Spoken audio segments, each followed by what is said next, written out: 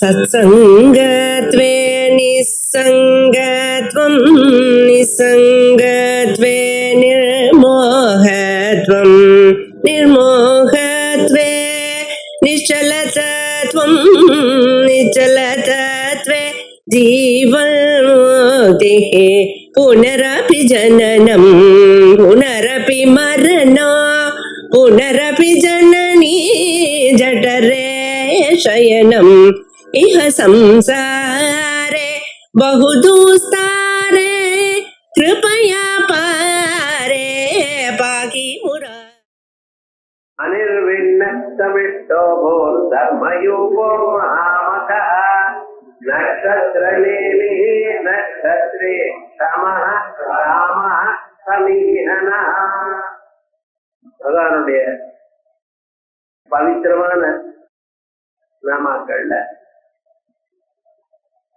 நட்சத்திரநேமிகி என்கிற 440வது நாமாவை பார்க்கணும்.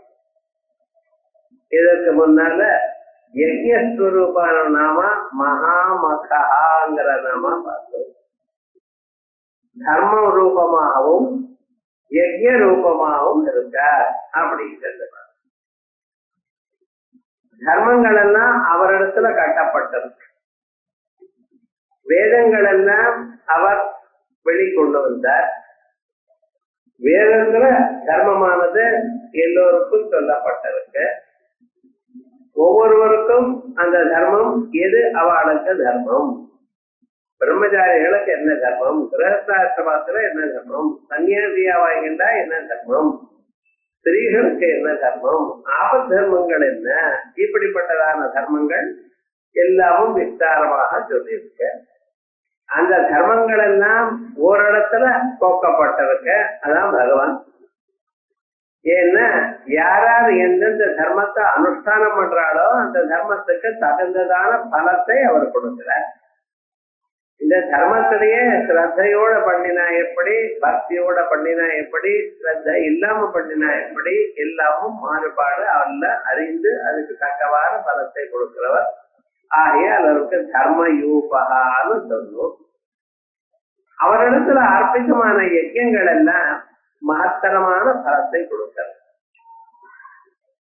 பலத்துல மகத்தரத்துவம் என்ன அப்படின்னு, நீர் கேட்டதான பலம் மட்டும் இல்லாமல் உங்களுக்கு உயர்ந்ததான பலம் எதுவோ அதை தருவது. நாம ஏதோ வேணும்னு மனுஷனுடைய மனசு அப்பொழுது என்ன வேணுமோ அதுதான் ஆசைப்படுகிறது. நல்ல சாப்பாடு வேணும், நல்ல உடைகள் வேணும், நல்ல வீடு வேணும், நல்ல வசதியான வாழ்க்கை வேணும், இதெல்லாம் நம்ம கேட்கணும். ஆனா இந்த சம்சாரத்துல இருக்கக்கூடிய இந்த துன்பங்கள் எல்லாம் வராம இருக்கணும்னு கேட்கிறோமா, அதை பத்தி யோசனை பண்ணல. நம்ம அன்னைக்கு நடந்தா போறோம், அப்படித்தான் நம்ம நினைச்சுட்டு இருக்கோம். கடைசி வரைக்கும் சௌக்கியமா இருக்கணும், இது ஒண்ணுதான் மனுஷனுடைய ஆசை.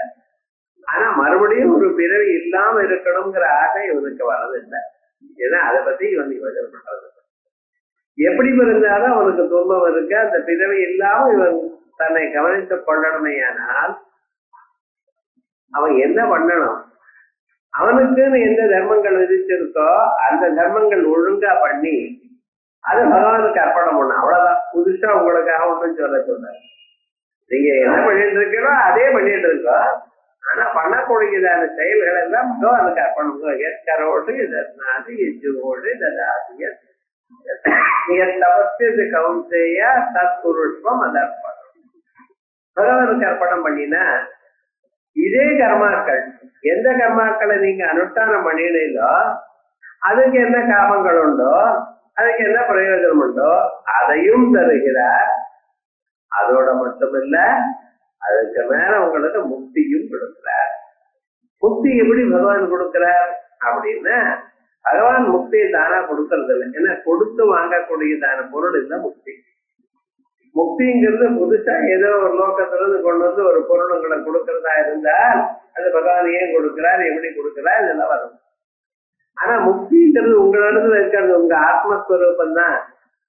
அந்த ஆத்மஸ்வரூபத்தை மறந்து அந்த மாயினால நாம் எதையோ ஆத்மா அப்படின்னு நினைச்சிருந்து மனசை ஆத்மாவாகவும் பிராணனை ஆத்மாவாகவும் சரீரத்தை ஆத்மாவாகவும் நினைத்து அதுக்கு சம்பந்தமான விஷயங்கள்ல ஈட்டிச்சென்று அதுல இருக்கக்கூடியதான எல்லா துன்பங்களும் எனதே என்று கருதி மறுபடியும் பிறவி இறப்பு பிறவி இறப்பு இறக்கூடியதான சக்கரத்துல சுழல்ல மாட்டிட்டு அவசரப்பட்டு இருக்கான். இந்த கர்மாக்களை எல்லாம் பகவானுக்கு அர்ப்பணம் பண்ணிட்டு இருக்கோமே, ஆனால் கர்மா பண்ணினதுனால கர்ம பலன் நமக்கு வருது, பகவானுக்கு அர்ப்பணம் பண்ணினதுனால சித்த சுத்தி வருது. சித்த சுத்தி வந்ததுமே என்ன லாபம் அப்படின்னா, உள்ள இருக்கிற பரமாத்மா உங்க பூத உடல் அன்னமய கோஷம், அதுக்குள்ள பிராணமய கோஷம், அதுக்குள்ள மனோமய கோஷம், அதுக்குள்ள விஞ்ஞானமய கோஷம், அதற்குள்ள ஆனந்தமய கோஷம், அஜ்ஞானம் அவித்யா, அதற்கும் உள்ள பரமாத்மா இருக்கார். அந்த பரமாத்மா இந்த மனசுல பிரதிபலிக்கிறார். மனசு தெளிவாச்சுன்னா அதுல பரமாத்மா பிரதிபலிக்கிறார். பரமாத்மா பிரதிபலித்ததுமே நமக்கு ஆத்ம ஜானம் வருது. ஆத்ம ஜானம் வந்ததுமே இந்த மனசு விட்டு போறது ஆனந்தமான ஆத்ம நிலையிலேயே நீங்க இருக்கு.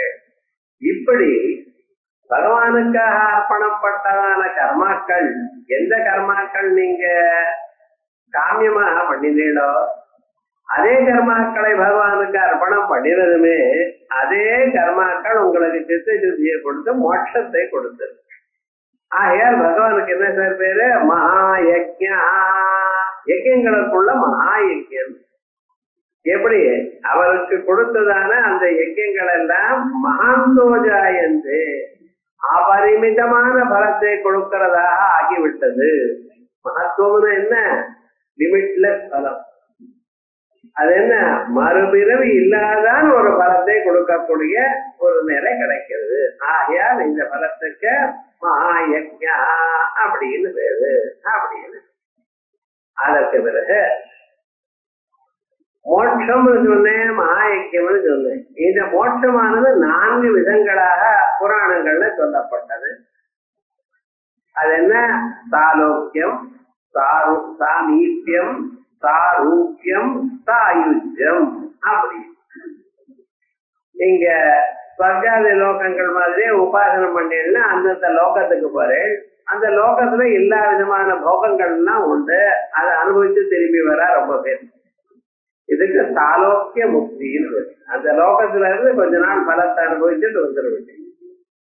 அந்த லோகத்துல இருந்த போதிலும் அந்த ஸ்வரூபத்துக்கு கிட்ட இருந்து அனுபவிக்கிறது இருக்கு பதில, அதுக்கு சாரோக்கியம், சாமீபியம். சாமீபியம்னா சமீபமா இருக்கிறது. மகாவிஷ்ணுவுக்கு ஜெய விஜயவாள் எப்பொழுதும் பக்கத்திலேயே இருந்தார், துவாரபாலக்காளா இருக்கார். இது அத்தியந்த சமீபம். பகவானுக்கு ரொம்ப சமீபத்துல இருந்து எல்லா செயலும் பண்ணிட்டு இருக்கார். அது அடுத்ததான். அதோட மட்டுமல்ல, பகவானுக்கு என்ன உருவம் உண்டோ, என்ன சக்தி உண்டோ, அத்தனை சக்தியும் அத்தனை உருவமும் இருக்கக்கூடியதான்னு அது சாரூக்கியம். இதுவரை ஆனாலும் பகவான் வேற இவர் வேற. பகவான் தான் இவர் எழுந்து நமஸ்காரம் பண்ணுவார், தொண்டு பண்ணுவார், எல்லா வகையான பகவான் மாதிரியே எல்லா விதமான குணகணங்களும் எல்லா விதமான உருவங்களும் உண்டு. இது சாரோக்கிய முக்தின்னு பேர். அதற்கு பிறகு வரக்கூடியதான முக்தி சாயுஜ்யம். பகவானோட ஒன்னாயிடுறது, பகவத்ஸ்வரூபத்தோட ஒன்னாயிடுறது. இப்படிப்பட்டதான சாயுஜ்ய முக்தியை அடைந்ததான மகான்கள் துருவாதிஸ்வர்கள், பக்தியினர். அந்த துருவனானவன் உத்தானபாதன் எனக்கூடியதான அரசருடைய பிள்ளை. அவருக்கு 2 மனைவி, சுனீதி, சுருச்சி அப்படின்னு. அதுல சுனீதிங்கிற அம்மா மூத்தவள், சுருச்சிங்கிறவள் இளையாள். இந்த ராஜா சுனீதிங்கிற மூத்தவளை ஒதுக்கி வச்சு சுருச்சிக்கிட்டே இருந்தார் ஏதோ காரணாந்தரமா. இந்த சுருச்சிக்கு ஒரு பையன் உத்தமன்னு பேர், சுருச்சிக்கு ஒரு பையன் துருவன். இந்த துருவன் விளையாடி கொண்டே இருந்து அப்பா மடியில இந்த உத்தமன் ஏறி உட்கார்ந்தான். இந்த குழந்தைகளுக்கெல்லாமான ஒரு ஸ்டேஜ் அது. எப்பவுமே கீழே உட்கார மாட்டேன், அப்பா மடியில வந்து உட்காருவான். ஒரு 4-5 வருஷம் வரைக்கும். அதுக்கப்புறம் என்னன்னா, அதுக்கப்புறம் அப்பாவுக்கு எதிர்க்க வந்து உட்காருவோம். அந்த ஒரு வயசுல மட்டும் கீழே உட்காரணும் சொன்னாலும் கேட்க மாட்டான். அப்பா மடியில் தான் உட்காரணும் அப்படின்னு. அது இந்த உத்தமன் அப்பா மடியில உட்கார்ந்து இந்த திருவனும் அப்பா மடியில உட்காரணும் அப்படின்னு எதிர்பார்த்தான். ஏறினா அதுக்குள்ள என்ன பண்ணிட்டு அந்த இலைய துருச்சி கீழே தள்ளி விட்ட. தள்ளி விட்டு நீ அப்பா மடியில உட்காரப்படாது. ஏனப்பா உதரே கிரீடா, நீ என் வயத்துல பறக்கலையோன்னா என் வயசுல பிறந்தாத்தாப்பா அப்பா மடியில உட்காரலாம் அப்படின்னு தள்ளி விட்டார். சின்ன வயசுல 5 வயசு குழந்தைக்கு என்ன புரிய போறது? இருந்தாலும் குழந்தைகளுக்கு ஏதாவது கஷ்டம் வந்தா அம்மா கிட்ட தானே வந்து அழுவா. அம்மா கிட்ட வந்தான். இது போல சொன்னதுன்னு அம்மா சொன்னா கரெக்டு. நான் என்னதுமா பண்ணி பார்த்தேன். இந்த ராஜாவுக்கு மீதி எல்லாம் தர்மசாஸ்திர பிரகாரம் நடந்துக்கிறார். என் விஷயத்தில் தான் அவனுக்கு என்ன போகும். ஜென்மாந்தரத்துல என்ன பாபம் பண்ணினேன்னு நான் தெரியல. என் மேல அவ்வளவு கோபம் வந்துட்டு இருக்கு. என்னை பத்தி சொல்லி கொண்டிருக்க கூடியதான துருதி வார்த்தையை நம்புறாரே தவிர ஒண்ணும் தெரியல. அவ சொன்ன மாதிரி என் வயசுல அவள் வயசுல பிறக்காதாப்பா நீ பண்ணிதான பாபம். ஆனா இந்த உன்னுடைய ஆசை நிறைவேற்றிக் கொள்வதற்கு ஒரே வழிதான் நான் பார்த்தேன். வேற ஒண்ணும் தெரியாது. நான் எந்த தப்பலோச்சனாத்து துக்கச்சிதந்தே மிருகயாமி கஞ்சனா. அந்த தாமர கண்ணனா இருக்கக்கூடியதான பரமாத்மா அவரை தவிர உலகத்துல இந்த துன்பத்தை போக்கடிக்க கூடியதான ஆசாமி யார் இருக்காரு தெரியல. எனக்கு சாதனம் தெரியல. அப்படி அடுத்ததுல அம்மா வார்த்தை அந்த குழந்தைக்கு மனசுல தைச்சு. அதோட மட்டும் இல்ல, அந்த குழந்தை சத்திரிய குழந்தை. பிராமண குழந்தைகளை அழுது தூங்கிட்டு இருக்கோம். எழுதுமே கொஞ்சம் தயசாதம் வச்சா தூங்கிவிடும். ஆனா சத்திரிய குழந்தைய பாருங்க, அது வீடாபிச்சாரு. என்ன பண்ணிட்டு நான் அந்த பரமாத்மாவை பார்க்கிறேன் அப்படின்னு கிளம்பி அது வட போயிட்டு என்ன பண்றது என்ன ஏது ஒண்ணும் தெரியல. நாரதர் எதிர்க்க வந்தார். எப்பவுமே பார்க்க நீங்க சீரியஸா டெஸ்ட் எடுத்தா பகவான் நிச்சயமா அனுகிரகம் பண்றார். நமக்கு அந்த சின்சிரிட்டி இல்ல. ஆகையால் நம்ம என்ன பண்ணிட்டு இருக்கோம், அங்கேயே அதிலே உட்காரும். இத பண்ணிதான் முடிச்சுதான் ஆகணும். இந்த காரியம் ஆகிற வரைக்கும் நான் இந்த ஜபத்தை விட மாட்டேன், இந்த செயலை பண்ணி கொண்டுதான் இருப்பேன் அப்படின்னு ஆரம்பிச்சோம்னா பலன் நிச்சயமா ஆகும். அந்த சின்சிரிட்டி இருந்தது. நாரதர் எதிர்க்க வர கலக்கி பார்த்தார். என்னப்பா ஆயிரக்கணக்கான வருஷங்கள்ல மகர்ஷிகள்லாம் தாடியை வச்சிருந்து கட்டை போட்டுட்டு தபஸ் பண்ணிட்டு இருக்க. அவளுக்கெல்லாம் தோணாத அந்த பரமாத்மா உனக்கு தான் தோண போனார். இருக்கும் சும்மா விட அதெல்லாம் ஒண்ணும் வேண்டாம் ஆத்துப்பா அப்படின்னு பார்த்தார். இதை குழந்தை சரி தெரியுமா, நான் மாமா உங்களுக்கு தெரிஞ்சா சொல்லுங்க, இதெல்லாம் போயிட்டு வாங்க. நான் போறதுதான். உங்களுக்கு வேணா தெரிஞ்சதுன்னா ஏதாவது விஷயம் அவரை பத்தி சொல்லுங்க. எப்ப பார்க்கலாம், எப்படி பார்க்கலாம். இல்லைன்னா உங்க வழியில நீங்க போக நான் தீர்மானம் பண்ணிவிட்டேன். அந்த பரமாத்மாவை பார்க்கறதா. அது யார பார்க்க முடியாதுன்னு வேதங்கள்லாம் சொல்றது, அவரை பார்க்கறேன்னு எங்க அம்மா சொன்னா. அந்த பரமாத்மா உன்னை அனுகிரகம் பண்ணுவான்ட்டு அம்மா வார்த்தை விட நான் ஒன்னும் வசதியா நினைக்கல அப்படின்னு தீர்மானமா வைராக்கியத்தோட கிளம்பிட்டு குழந்தை. அப்ப அந்த மகாவிஷ்ணுவை பத்தி அவருக்கு ஓம் நமோ பகவதே வாசுதேவாயா அப்படிங்கிற துவாதசாட்சரி மந்திரம், அந்த மந்திரத்தை உபதேசப்பட்டார். பௌராணிக மந்திரம். அது விசேஷமான ஒரு மந்திரம். அது சொல்லி அங்க ஞாசாதிகள்லாம் அந்த குழந்தைக்கு சொல்லி சுநாசம் சுப்ருவம் சாரு கபோலம் சுர சுந்தரம் தருணம் ரமணீயாட்டமருணோட்டேஷடாதரம் பிரணதாசிரயணம் ரம்ணம் சரண்யம் கருணார்ணவம் அப்படின்னு அந்த பகவானுடைய திவ்யமான ஒரு ஸ்வரூபம். பீதாம்பரத்தோடையும் சங்க சக்கர கதா பத்மாதிகளோடையும் புஞ்சிருப்போடையும் கிரீட்டத்தோடையும் மகர குண்டலங்களோடையும் இத்தனை ஒரு ஸ்வரூபமும் அத்தனை சர்வாபரணமா இருக்கிற ஸ்வரூபத்தை எடுத்து சொல்ற. அந்த சொன்னது இந்த குழந்தைக்கு அப்பவே மனசுல வந்து 6 மாசம் விடாம தபஸ் பண்ணின. தேவதைகள்லாம் நடுங்கி விட்டார. குழந்தை மூச்சு புடிச்சு பிராணாயாமம் பண்ணி தபஸ் பண்ணிட்டு இருக்க. இப்படி பண்ணினா ரொம்ப அத்தியதிகமான பலத்தை கொடுக்கும். அதனால காத்துவே சப்தமாக்கோட போல இருக்கு அப்படின்னு மகாவிஷ்ணு கேட்க, மகாவிஷ்ணுவான நான் பிரத்யட்சமாறேன் அப்படின்னு இறங்கி பிரத்யட்சமாற. குழந்தை கண்ணு திறக்கல. அவ இதயத்துல பரமாத்மாவை சமாதியில பார்த்துருக்க.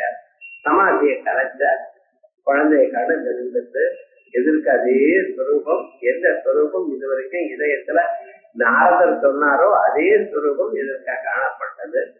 ஆனா அந்த குழந்தைக்கு மனசுல இப்படிப்பட்டதான ஸ்வரூபத்தை எடுத்து நான் சொல்லணுமே, சோத்திரம் பண்றதுக்கு எனக்கு ஒண்ணும் புரியலையே.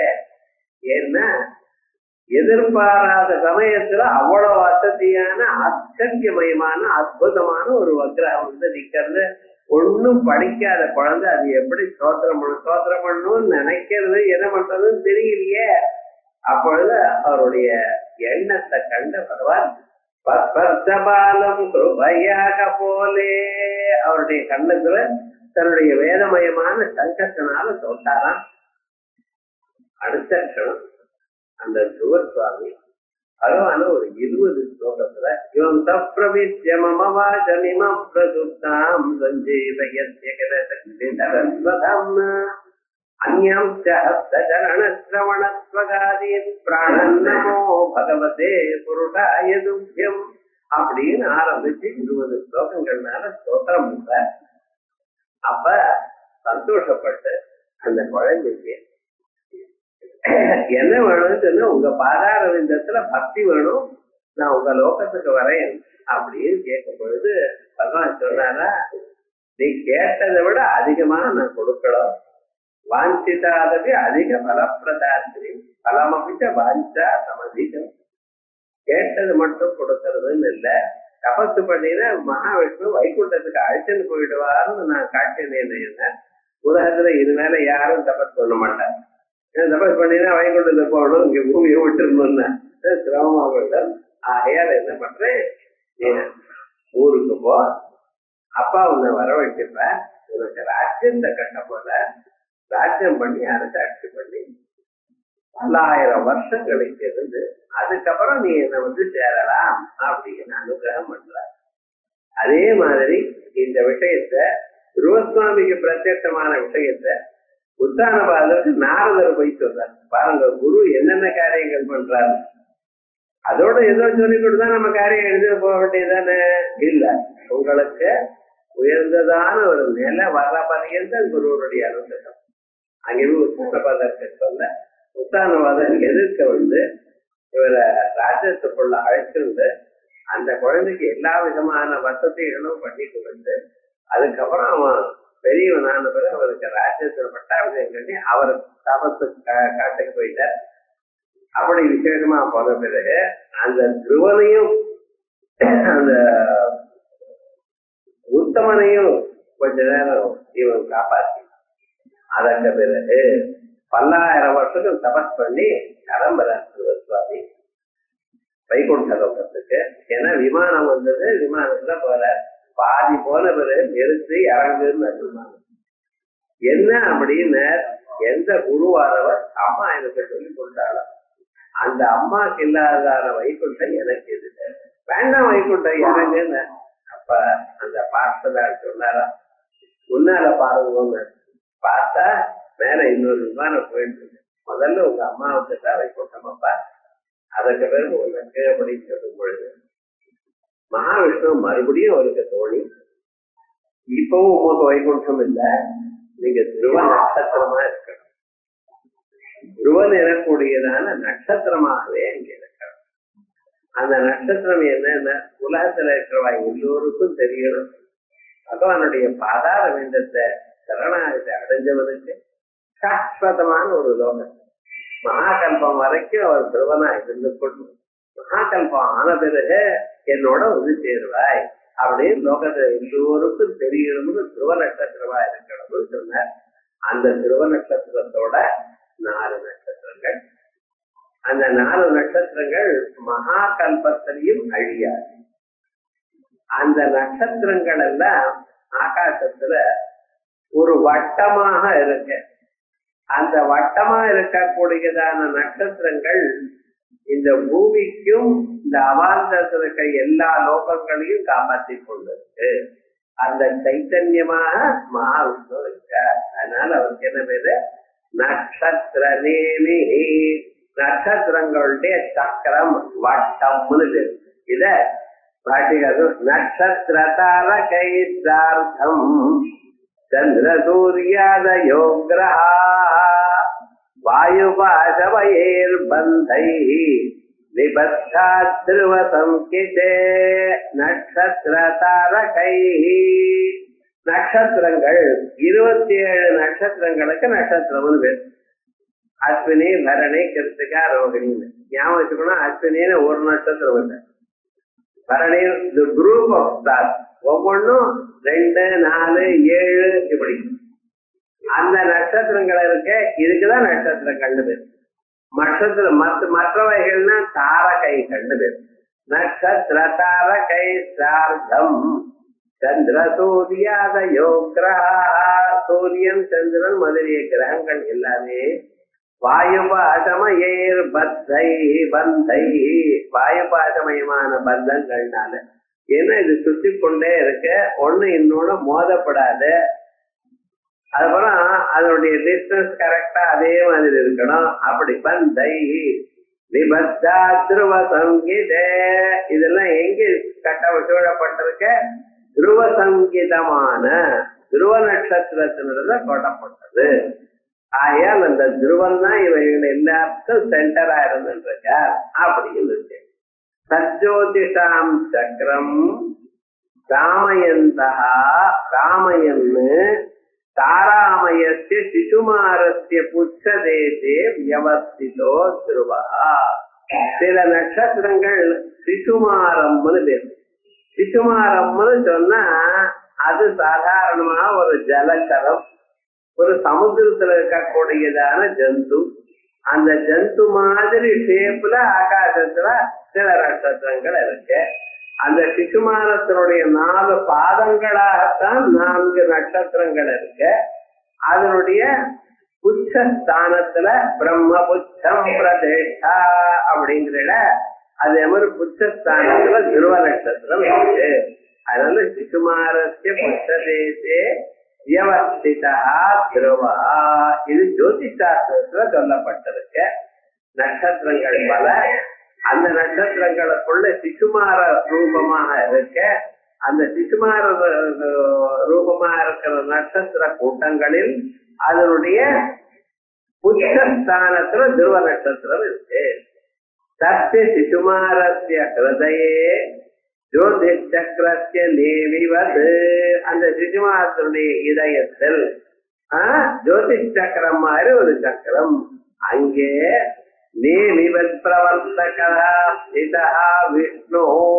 அந்த நடுவுல ஒரு சக்கரம் இருக்குன்னா அந்த சக்கரத்துக்கு வட்டமும் இருக்கும், அந்த சக்கரத்துக்கு குடமும் இருக்கும். அந்த குடத்துல வட்டத்துல இருந்து ஆரங்கள் தோக்கப்பட்டிருக்கும். போக்ஸெல்லாம் அந்த ஹப்புல மாட்டிட்டு இருக்கா இல்லையா? அப்பதான் அந்த சக்கரம் கீழே விழாம அது நசுங்காம இருக்கும். அதே மாதிரியே இந்த நட்சத்திரங்கள் எல்லாமே அதாவது அந்தந்த காரியத்தை பண்ணிட்டு அந்த நிலையில பர்மனண்டா இருக்கிறதுக்கு சகாயம் பண்ணிட்டு இருக்கிற ஒரு சைத்தன்யம், ஒரு போர்ஸ் இருக்க. அதான் விஷ்ணு. விஷ்ணு நட்சத்திர நேமி சிசுமார வர்ணனே விஷ்ணு ஹிருதயம் இது ஸ்வாத்தியாய பிராமணே ஸ்ரூயதே. இது தைத்தரிய சாட்டையில எதிர்வேதத்துல சுவாத்தியாய பிராமணத்துல இந்த அம்சத்தை பத்தி விஸ்தாரமாக சொல்லிருக்கு. அப்படின்னு விஷ்ணு ஹிருதயம் இப்படி நட்சத்திர நேமி அப்படிங்கிற நாமாவ பார்த்தோம். அடுத்தது நட்சத்திரி. பகவான் எந்த ரூபமா இருக்கார்? சோம ரூபமா இருக்கார், சந்திர ரூபமா இருக்கார்.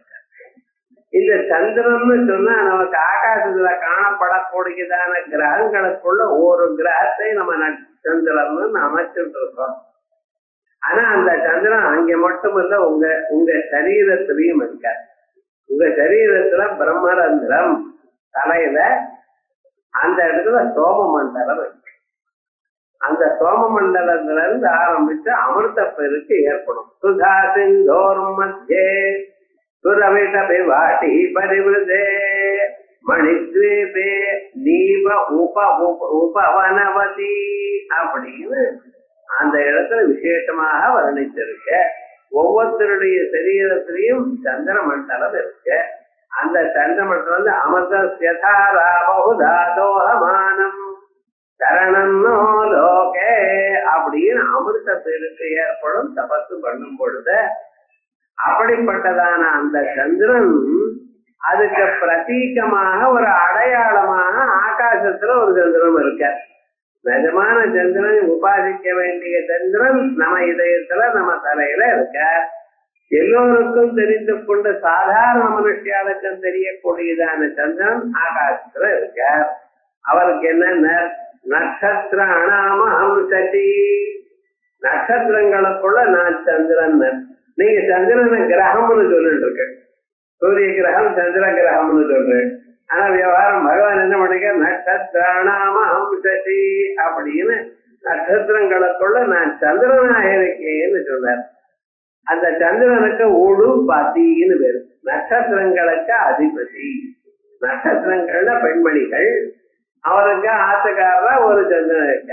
இப்படின்னு சந்திரனை பத்தி நிறைய கதைகள்லாம் இருக்கு. ஆனா சந்திரனுக்கு ஒரு விசேஷம்னா ரொம்ப அழகானவர். எல்லாரும் விட சந்திரனுக்கு ரொம்ப அழகு ஜாஸ்தி அப்படின்னு சொல்லுவார். அந்த சந்திரன் இருக்காரு பார்த்தீங்கன்னா, இந்த சந்திர கிரகத்தையே நம்ம பார்த்தாலே எப்ப பார்த்தாலும் பார்த்துட்டே இருக்கணும்னு. எத்தனை தடவை பார்த்திருக்கோம் சந்திரன். மறுபடியும் பௌர்ணமி சந்திரன் தான் பார்க்கணும். சூரியனை பார்க்கிற இடம் பாருன்னு சொல்லணும் வேதம். மாத்தியானிகம் பண்ணும் பொழுது அந்த முதிரையை பார்த்து பாருப்பான்னு சொல்லணும். இல்லைன்னா பார்க்க மாட்டோம். ஏன்னா கண்ணை கூசுறது. சந்திரனை சொல்லவே வேண்டாம், எல்லாரும் போய் பார்க்கிற. அந்த சந்திரன் இடத்துல ஒரு அட்டாச்மெண்ட். எல்லோருக்கும் சந்திரனை பார்க்கணும், காணணும். அவருடைய ஒரு ஒளியானது நமக்கு நன்மையை கொடுக்கறது. அந்த நிலாயில ஆனந்தமா இருக்கும். அந்த சந்திரன் இருக்கார் பார்த்தீங்களா, அவர் என்ன அந்த நட்சத்திர ரூபமான சைத்தன்யமாக இருக்கார். சந்திர ரூபேண நட்சத்திரி, சந்திர ரூபமா இருந்து கொண்டு நட்சத்திரங்களுக்கெல்லாம் அதிபதியா இருந்துட்டு இருக்க. நட்சத்திராணாமஹம் சதி இது பகவத் வசனா. எல்லா நட்சத்திரங்களுக்கும் அந்தந்த நட்சத்திரங்களுக்கு என்னென்ன ஒரு சக்தியை கொடுக்கணுமா அதெல்லாம் சந்திரனிடத்திலிருந்து வருதுங்கிறது சித்தாந்தம். சந்திர ரூபமா இருக்கு, சூரிய ரூபமா எல்லா சக்தியும் இருக்கு. பானுமண்டல மத்தியஸ்தா வைரவி பகவாதினி அப்படின்னு சூரிய மண்டலத்துக்குள்ள அம்பாளுக்கு இருப்பிடம் இருக்கு. அதே போலயே சூரிய மண்டலத்துல தேயஸ்ததா சவித்ரு மண்டல மத்தியவர்த்தி நாராயண சரசிஜாதன சன்னிவிட்ட அப்படின்னு சூரிய மண்டலத்துக்குள்ள சாட்சாத் மகாவிஷ்ணுவும் அங்க இருக்கிறதா சொல்லப்பட்டிருக்கு. அதே போல சந்திர மண்டலத்திலையும் அத்தனை தேவதைகளும் உண்டு. அந்த சந்திர மண்டலத்தினுடைய ஸ்வரூபம் ஜாஸ்தி அதை சொல்றது. ஆகையால் நட்சத்திரனேமே நட்சத்திரி அதற்கு பிறகு வல்லவர்னு அர்த்தம். எந்த காரியத்தை பண்ணணும்னாலும் அதுக்கு தகுந்த சாமர்த்தியம் பகவானிடத்துல இருக்கு. சமர்த்த காரியேஷு சமர்த்தா க்ஷமா. இது பார்க்கணும். சில பேருக்கு சிலது தெரியும், சிலது தெரியாது. என்ன சுவாமின்னு அது அப்படித்தான். பெரிய எலக்ட்ரிக்கல் டிரான்ஸ்பார்மரை எரெக்ட் பண்ணுவேன். ஆத்துல ஃபியூஸ் போச்சுன்னா எலக்ட்ரிஷியனை கூப்பிட்டுருக்கிறான். அதெல்லாம் பண்ணிட்டு இது பண்ண இது நமக்கு தெரியாது சார் இருக்கிறேன். அதெல்லாம் டிரான்ஸ்பார்மர்லாம் எரெக்ட் பண்ணல. இதுதானே அங்கே பெரிய எடுத்து வந்தது. பெரிய அளவு தான் எனக்கு பண்ண முடியும், சின்னதா பண்ண முடியாது. என்ன அப்படி? அது அப்படிதான். கல்யாணத்துக்கு சமைக்கிறார் ஒரு குக். நம்ம ஆத்துல ஒரு விசேஷம் இருக்கு, ஒரு 10 பேர் வருவாங்க. 10 பேருக்குலாம் பண்ண முடியாது சார். மினிமம் 1000 பேருக்கு தான் பண்ண முடியும். ஏன்னா நமக்கு உப்பு அவ்வளவுதான் திட்டம் வரும். அவ்வளவு உப்பு கொட்டினாருன்னா நீங்க சாப்பிட முடியுமோ? முடியாது. ஆனா விவகாரம் என்னென்ன அதே போல சிறுகா பண்றவாளுக்கு பெருசா பண்றது கஷ்டம். இதே மாதிரி ஒவ்வொன்றுமையும் சில பேருக்கு சில சாமர்த்தியம் இருக்கும், சில சாமர்த்தியம் இருக்காது. எங்க பரமாத்மா எப்படின்னா எல்லாத்துலயும் சாமர்த்தியம் உண்டு அவருக்கு. சமஸ்த கர்மாக்கள்லயும் அவருக்கு சாமர்த்தியம் உண்டு. ஆகையால் சமஸ்த காரியேஷு சமர்த்தா. இந்த உலகத்தை உண்டு பண்றது, உலகத்தை காப்பாற்றுறது, உலகத்தை தன்னிடத்துல கொள்வது, உலகத்தில் இருக்கிற ஒவ்வொரு பிராணிக்கும் அனுகிரகம் பண்றது, அவளுக்கு அந்தந்த சமயத்துல தன்னுடைய ஸ்வரூபத்தை மறைக்கிறது, என்ன வேணா எல்லாமும் பண்ணுவார். எந்த பிராணி எந்த சமயத்துல எப்படி இருந்தாலும் அந்த சமயத்தை காப்பாற்றணும், பக்தாளை காப்பாற்றுறது, சரணாகதி அவளை தன்னிடத்துல சேர்த்து கொள்றது, யாருக்கு பக்தி இருக்கோ அவளுக்கு முக்தியை கொடுக்கறது, இப்படி சமஸ்த காரியங்களை யாரிடத்திலையும் பாகுபாடு இல்லாமல் பண்ணக்கூடியதான ஒரு மகாத்மா அவர். ஆயால் அவர் அதுல க்ஷமா சாமர்த்தியம் உள்ளவர். இது மற்ற தேவதைகளுக்கோ மற்றவர்களுக்கோ எந்த ஒரு சாமர்த்தியம் இருக்கணும். ஏன்னா அந்த சாமர்த்தியம் இவரிடத்திலிருந்து வரணும். இந்த ஜோதிஷத்திலிருந்து ஒரு சாமர்த்தியத்தை எடுத்துக்கொண்டுதான் சூரியன் ஒழிக்கிறார். அதே போல சந்திரன் ஒழிக்கிறார்னா இவரிடத்துல ஒளியை கொண்டுதான். யதாதித்யகதம் தேஜ ஜகத்வாசயதே கிலம் யச்சந்திரமசி யச்சாக்ரௌ தத்தேஜோ வித்தி மாமகம். சூரிய மண்டலத்தில் இருக்கக்கூடியதான ஒளியானது என்னுடைய ஒளி சூரியன் கொஞ்சம் கடன் வாங்கிட்டு போயிருக்கார். சந்திரனிடத்தில் இருக்கிற ஒளியானது அவர்கிட்ட கடன் வாங்கிட்டு இருக்கார். அதே மாதிரி சர்வமும் எல்லா சக்தியும் அந்த பரமாத்மா நடத்திலிருந்து வந்ததான ஒரு ஸ்வரூபம் தான். ஆனா வசுதா அந்த பரமாத்மா சக்தியை கொடுக்கலைன்னா இது ஒண்ணும் பண்ண முடியாது. ஒரு நாளைக்கு தேவதைகளும் அரக்கர்களும் அவ சண்டை போட்டு தேவதைகள் ஜெயிச்ச பிறகு தேவதைகளுக்கு ஒரு கர்வம் வந்துட்டான். அஸ்மாகமேவாயம் விஜயா அஸ்மாகமேவாயம் மகிமா. இந்த ஜெயமெல்லாம் எங்களுக்கு. இவாளுக்கு ஒரு வார்னிங் கொடுக்கணும்னு பூலோகத்துல இருந்து தேவலோகம் வரைக்கும் ஒரு ஜோதிஷ் இருந்தா போல இருந்து தோணி. இல்லாத ஒரு பொருள் அங்கே வந்ததுன்னா நமக்கு டக்குன்னு ஒரு பயம் தானே. அது ரொம்ப பயந்தவா தேவதைகள். அரக்கர்கள் அப்படி பயத்தை ஊட்டி இருக்காவா, அடி அடின்னு அடிச்சிருக்கா. என்ன புத்தா இருந்தாலும் ஒரு பயம் ஒண்ணும் தெரியாது. ஏன் என்ன ஆகுமோன்னு அக்னியை போய் கேட்கும் பொழுது கேட்டுட்டு வாங்குற. அக்னி போனதுமே என்ன செஞ்சார், இவருக்கு இருக்கக்கூடியதான எல்லா சக்தியும் கொஞ்சம் பேச முடியல.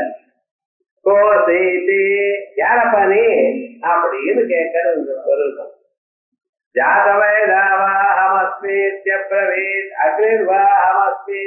என்ன தெரியலையா, நெருப்பு கண்டு நெருப்பியால தெரியலே.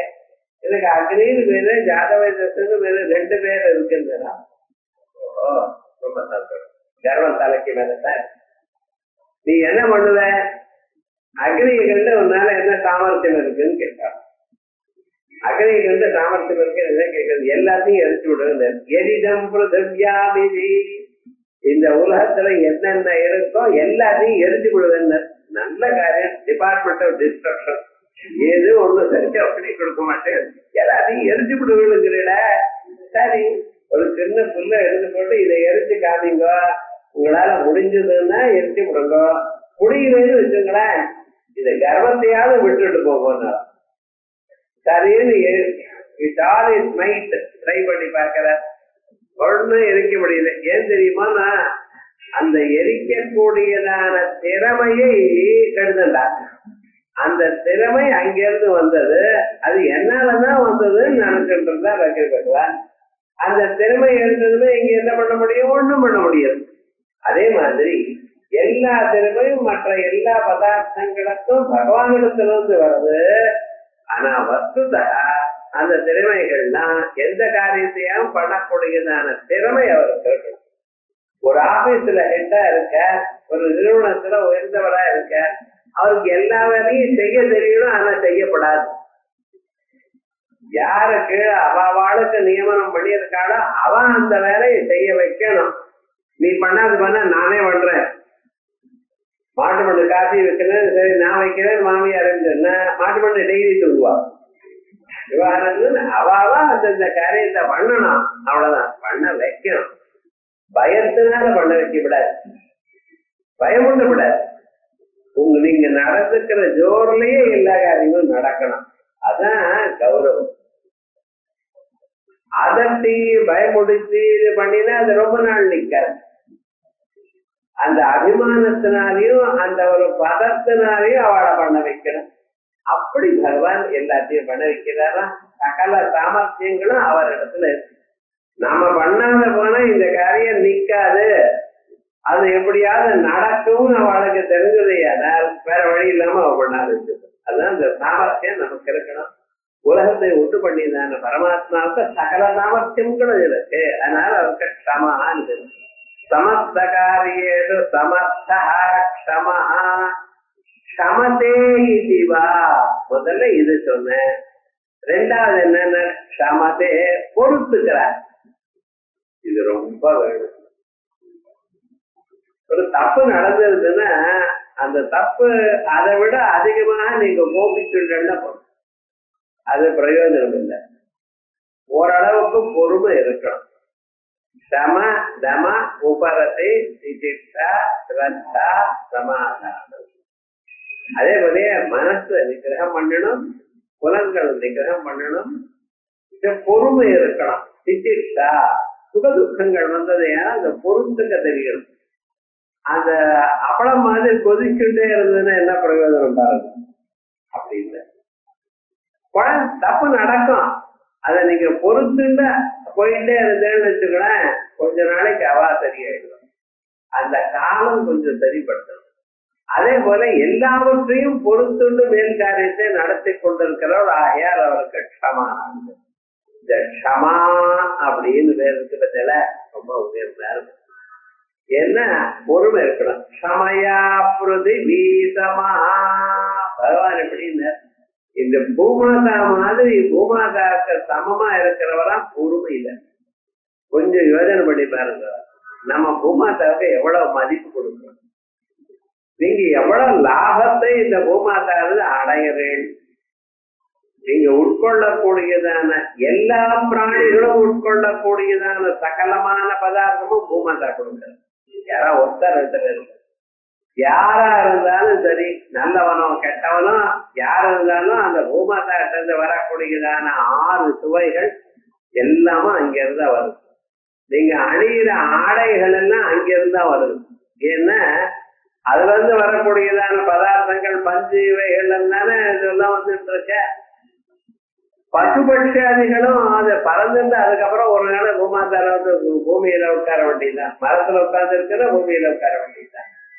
எனக்கு பூமியினுடைய சகாயம் வேண்டியது இல்லைன்னு யாராவது ஒருத்தராவது சொல்ல முடியுமா? ஆனா இந்த மனுஷன் என்ன பண்றா தெரியுமா, நான் அந்த பூமியை நோண்டிட்டு இருக்கேன். ஒரு பின் எடுத்து உங்களுக்கு நோண்டினா எப்படி இருக்கும் உங்களுக்கு யோஜனை பண்ணி பாருங்க.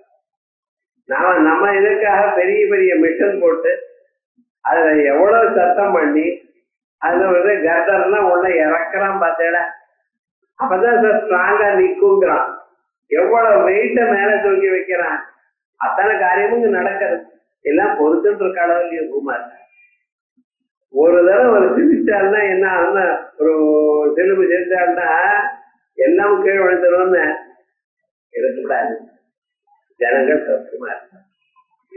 அப்படி அந்த பூமாதானத்துல எவ்வளவு அசக்கியம் பண்றான், என்ன காரியங்கள் நம்ம பண்ணிருக்கா, பொறுத்துட்டு இருக்காளா இல்லையா? அதே மாதிரிதான். ஏன்னா இவாள்லாம் நம்ம குழந்தைகள் ஏதாவது பண்ணினா நம்ம பொறுத்துக்கிறோமோ இல்லையா? அந்த அளவுக்கு பொறுமை. அந்த பொறுமையும் பகவான் பூமாதாக்கு தான் கொடுத்தார். அதனால க்ஷமயா பிருதிவி சமா. ராமாயணத்துல ராமனை சொல்லும் பொழுது இந்த குணம் சொல்ற. அவருக்கு பொறுமை இருக்கு பார்த்தா பூமாதா போன்றதான ஒரு பொறுமை அப்படின்னு விசேஷமா சொல்ல. லோகே குணவான் வீரியவான். ராமாயணம் ஆரம்பிக்கிற காலத்திலேயே நாரதரை கேட்கிற, இந்த உலகத்துல எல்லா விதமான குணகணங்களும் இருக்கிறவா, அப்படிப்பட்டவர் இப்பொழுது இருக்காரா? சாம்பிரதம் லோகே. அதுதான் பகவான் இருந்தார், அங்க இருந்தார், அன்னைக்கு இருந்தார். இந்த கதையெல்லாம் சொல்லாதீங்க. குணவான் கர்த்த வீரியவான, குணவானாகவும் வீரியவானாகவும் தர்மசாலியாகவும் அத்தனை குணங்களோட கூடி இருக்கிற ஒருத்தர் இருக்காரா அப்படின்னு கேட்டா இருக்காரப்பா அப்படின்னு ஆரம்பிச்சு ராமன விசேஷமாக சொல்றார் நாரதர். இப்படி நாரதருடைய உபதேசத்துல இருந்து வால்மீகிக்கு எல்லாம் கிடைச்சது. கடைசியில அந்த உபதேசத்தினாலேயே தமசா நதியில அவர் ஸ்நானம் பண்ணிட்டு இருக்கும் பொழுது 2 பட்சிகள்ல ஒரு பட்சியை கொண்டதுமே அவருக்கு கோபம் வந்து மனிஷாத பிரதிஷ்டான்